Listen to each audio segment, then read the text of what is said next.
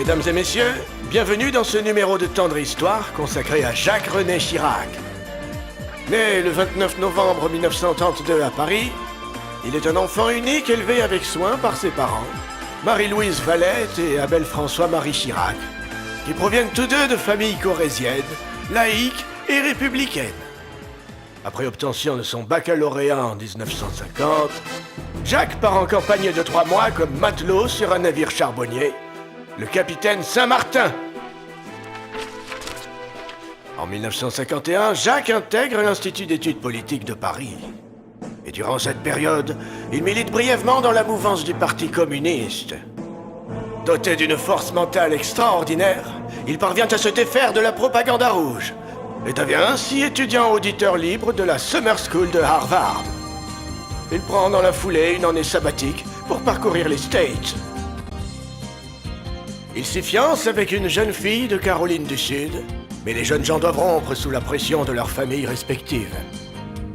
De retour en France, il épouse Bernadette Chaudron de Courcelles, rencontrée auparavant à Sciences Politiques. À l'automne de la même année, il est reçu à l'École nationale d'administration. Heureux père de 2 fillettes. Eh oui.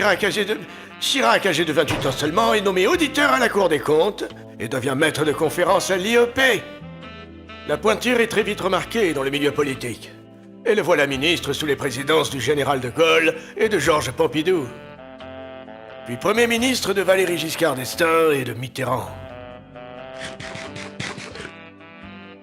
Aux élections présidentielles de 1988, Jacques Chirac se présente contre François Mitterrand. Mais il est battu au second tour avec 45,9% des voix.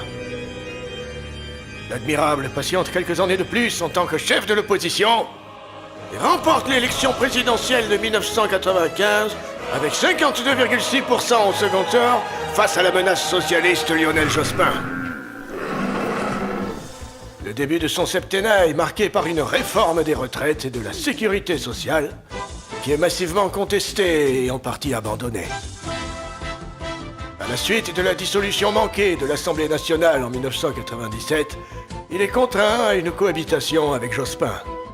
Il doit faire face à des affaires judiciaires dans lesquelles il est directement mis en cause et se rallie à la proposition de ramener la durée du mandat présidentiel à 5 ans. Une fois lavé des salissures de ses détracteurs, Chirac anéantit Jean-Marie Le Pen lors des élections présidentielles de 2002 avec 82,2% des voix. Pendant son second mandat, il prend notamment la tête de l'opposition internationale à la guerre d'Irak, lancée par George W. Bush. Et s'implique pour le oui dans le référendum d'Aden, qui se solde par la victoire du non. À la fin de sa présidence, devenu très impopulaire et affaibli par une succession d'échecs électoraux, il renonce à briguer un 3e mandat. Prétextant une rénovation des tapisseries, il entame la construction d'une cage secrète dans les sous-basements de l'Élysée, dont lui seul aurait l'accès grâce à un audacieux réseau. Et la légende raconte qu'un amant Sumotori l'attend, chaque soir, tandis que Bernadette dort paisiblement.